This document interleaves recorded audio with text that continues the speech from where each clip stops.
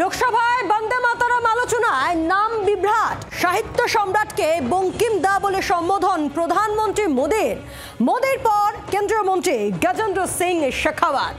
বঙ্কিম দাস চ্যাটার্জি বলে সম্বোধন কেন্দ্রীয় মন্ত্রীর। বঙ্কিমচন্দ্রকে অপমান অভিযোগ তৃণমূলের। কথা বলবো, রাজীব রয়েছে আমাদের সঙ্গে। রাজীবের কাছে যাবো, তার আগে বক্তব্য শুনবো। রাজীবের সঙ্গে কথা বলবো। রাজীব, একের পর এক এই যে নাম বিভ্রাট আমরা দেখতে পাচ্ছি, আজ সকালের দিকেই প্রধানমন্ত্রী নরেন্দ্র মোদীর বক্তব্য, আর তারপরে এবার কেন্দ্রীয় মন্ত্রী। দেখো, বন্দে মাতরম নিয়ে আলোচনায় সংসদে একেবারে লোকসভায় জোড়া ফাউল করে ফেলেছে সরকার। একদিকে প্রধানমন্ত্রী নরেন্দ্র মোদী, অন্যদিকে কেন্দ্রীয় সংস্কৃতি মন্ত্রী গজেন্দ্র সিং শেখাওয়াত। প্রধানমন্ত্রী নরেন্দ্র মোদী তিনি একেবারে বঙ্কিমচন্দ্র চট্টোপাধ্যায়কে বঙ্কিম দা সম্বোধন করেছেন। আবার সংস্কৃতি মন্ত্রী গজেন্দ্র সিং শেখাওয়াত এক ধাপ এগিয়ে বঙ্কিম দাস চট্টোপাধ্যায় বলেছেন। পরে সেটিকে সামাল দেওয়ার জন্য বঙ্কিম দাও তিনি বলেছেন। এবং এক্ষেত্রে স্বাভাবিকভাবেই রাজনৈতিক প্রতিপক্ষ যারা কংগ্রেস এবং বিশেষত তৃণমূল কংগ্রেস, তারা কিন্তু এটিকে রাজনৈতিক হাতিয়ার করবার জন্য একেবারেই উদ্যত হয়েছে এবং হাতিয়ার করে ফেলেছে বলা যেতে পারে। রীতিমতো সৌগত রায়, শতাব্দী রায়রা তারা সংসদে দাঁড়িয়ে প্রতিক্রিয়া জানিয়েছেন এবং পরবর্তীতে তৃণমূল কংগ্রেসের অন্যান্য লোকসভার সাংসদরাও তার প্রতিক্রিয়া জানিয়েছেন। এবং যদি তুমি দেখো যে এই বন্দে মাতরম নিয়ে আলোচনায় বিজেপির এতজন সাংসদদের মধ্যে বলার সুযোগ পেয়েছে বাংলা থেকে পাবেন একমাত্র সৌমিত্র চট্টোপাধ্যায়, এটি নিয়েও গুঞ্জন শুরু হয়েছে।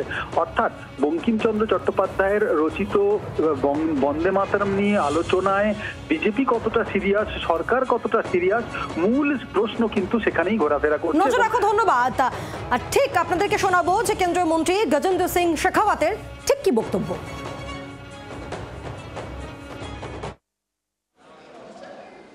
महान कवि बंकिम दास चटर्जी ने लिखा, चटर्जी जी ने लिखा था, तब उन्होंने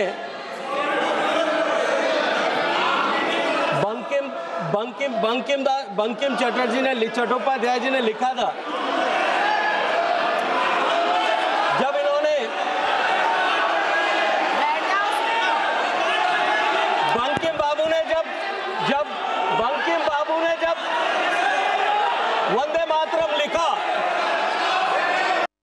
শুনলেন কেন্দ্রীয় মন্ত্রী গজেন্দ্র সিং শেখাওয়াতের মন্তব্য। তিনি দাঁড়িয়ে বলেন যে মহান কবি বঙ্কিম দাস চ্যাটার্জি। মন্তব্য হচ্ছে কেন্দ্রীয় মন্ত্রী।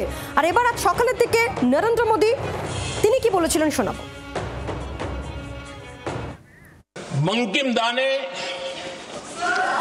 जब वंदे मातरम की रचना की तो स्वाभाविक ही वो स्वतंत्रता आंदोलन का स्वर बन गया। अंग्रेज समझ गए थे कि बंगाल की धरती से निकला बंकिम दा का ये भाव सूत्र।